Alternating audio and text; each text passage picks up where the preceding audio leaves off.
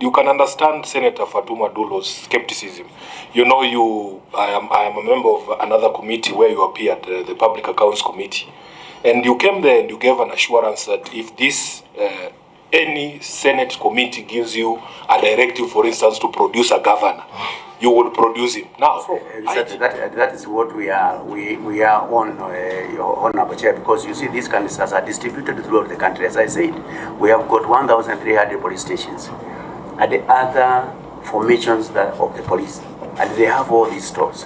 So when we are investigating, it's quite an elaborate way of dealing with these issues. Because we cannot say that because it happened in the Western region, probably it came from Western region. Look, there's a serial number, IG.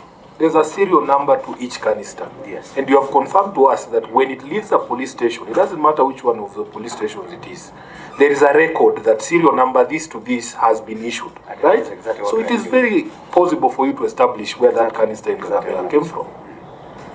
Very, very, very true, Honorable Chair. And this is why I'm saying we have even arrested some people with tear gas canisters. They are in our cells, and those investigations are ongoing because we want to go back and find the origin of that canister, and then it will be able to inform us much more in terms of why, where, who did what, and then that way we can be able to take the appropriate measures as required, Honorable Chair. The other question that is also remaining is the pattern of attacks. Yes, a pattern of attacks in this country by goons. But before I go there, let me mention this. Number one, as a starting point, the question that was raised by Honorable Senator Fatuma Dulo. There is no one in the Republic of Kenya who is above the law. No, the governor of Isiolo is above the law. And I will put on record. Senator Dulo, allow the IG to respond. Thank you, Honorable Chair. As I've said, there is no one who is above the law. And as the DCI has indicated, let us allow the investigations to go on. If the investigations point to the governor of Isiolo, then rest assured that he will have to record his statements. And if it's connected with what we are investigating, then we will go ahead and do what the service is supposed to do. So, Honorable Chair and Honorable Members, there is no one in the Republic of Kenya who is above the law. That is the correct position. That is the position of the National Police Service, the position of the Inspector General. Chair. What's your point of order, Senator? Chair, with all due respect to IG, you have all the evidence with you. You have the clip where the governor said, I know who did the shooting. Is there a link between what he has said and the current investigation going on? With all due respect. Secondly, Chair, there is something they have raised as far as the suspects are concerned. Now, the two suspects, one of them is my stepbrother, the other one is not. And they are being used by the governor, paid, I want to go on record, paid politically to fight me on the ground. And we are not even in talking terms. He's my stepbrother. So, Chair, I want to close this. There is a statement, there is a question I raised to the IG. What measures are you going to put in place to make sure that similar situation does not happen to me in Isiolo, which I'm not seeing even from this current investigation? So, Chair, I don't want to be prophet of doom, but let me tell you, even from the concerns I raised on my earlier complaint, DCI has not commented, IG has not commented, which clearly I'm being intimidated, victimized, harassed. I have no right actually to move around even in Isiolo County. I make complaint, and I'm a citizen of this country. When my life is in danger, as an elected leader of Isiolo County, how do I protect my people? And that is the question Isiolo people are asking.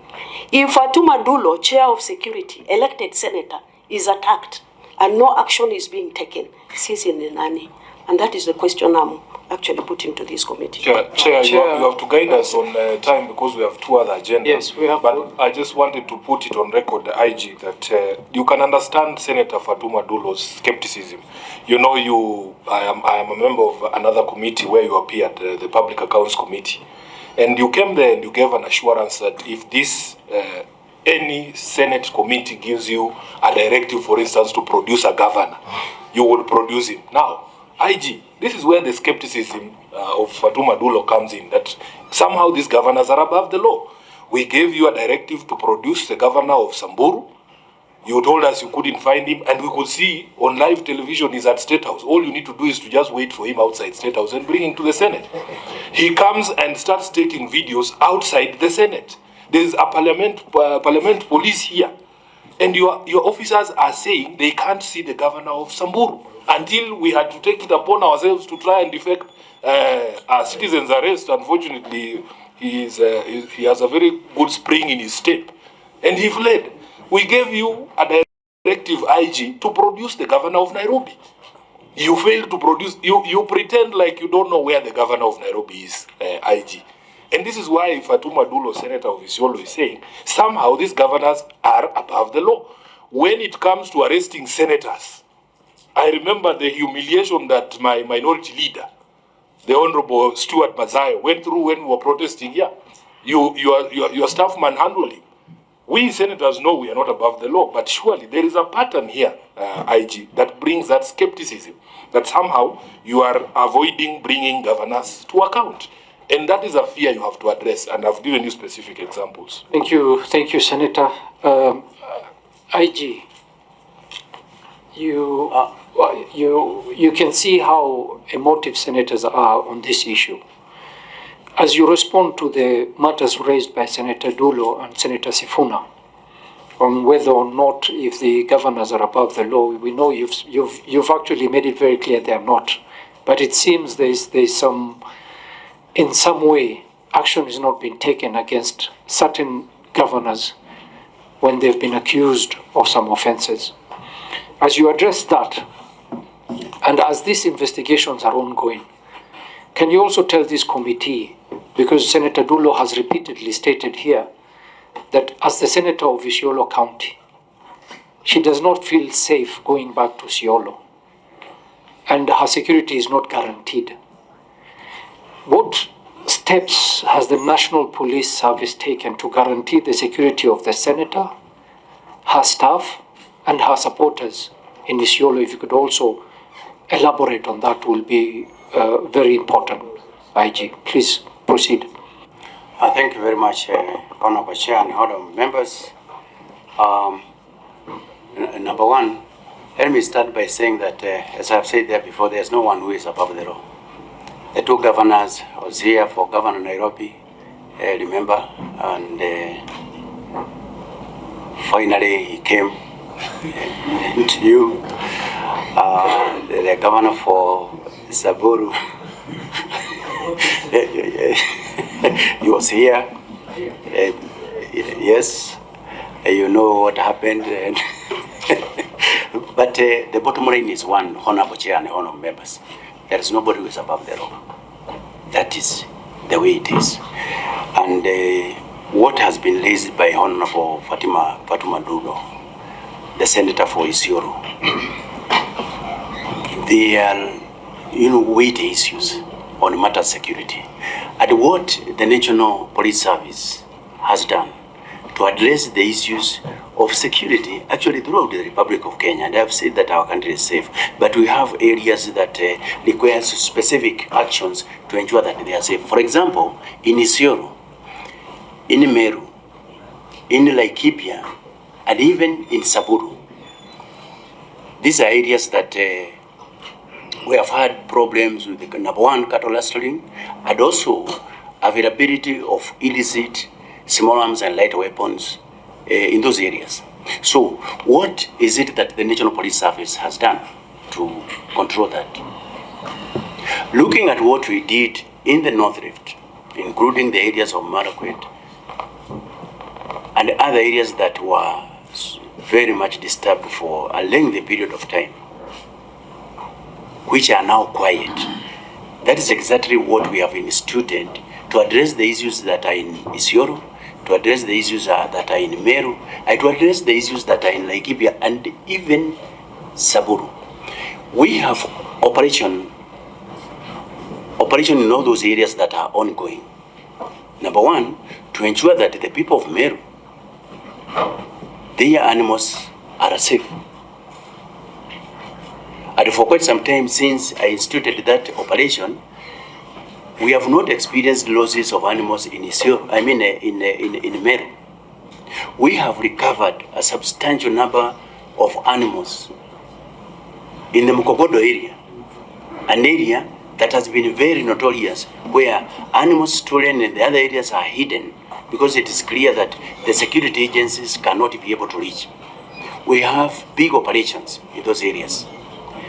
And even to ensure that that area gets additional security so that we can be able to mop up the illegal firearms that are to be found in the areas of Isiolo, which is an area where the Honorable Senator Fatuma Dulo is the elected senator. We have teams and we have collected several firearms from that end. Right now I have directed that the trainees, the recruits who are currently undergoing training in the Ebakasi A campus, formerly the APTC, they are already there undergoing the practical part of their training. That is actually in furtherance of ensuring that the current operation is enhanced by ensuring that, number one, all the illegal guns that are in that end, we have got adequate numbers to get them. And number two, ensure that there is no more cattle raids in that area. This also applies to Isiolo. Honorable Chair and honorable members,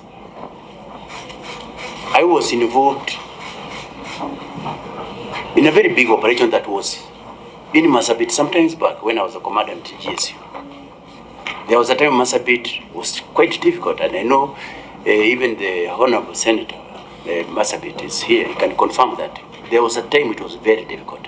We went there, it is quiet. I want to assure the Honorable Senator for Isiolo that even in Isiolo is going to be quiet like how we have made the other areas quiet. So the National Police Service takes it very, very serious.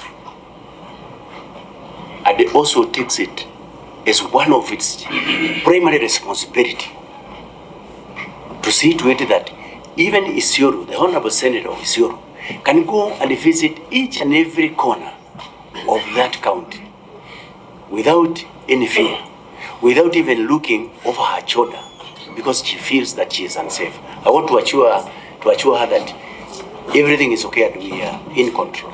The same case applies to Laikipia, and the same case even applies to Saburu, where I have operated there before and there were serious challenges. But now things are much better. Thank you very much. Thank you, IG. And I think we will take it as your personal guarantee and submission that you have actually stated that you're going to provide adequate security for Senator Dulo as she conducts her political business in Isiolo, and we appreciate that.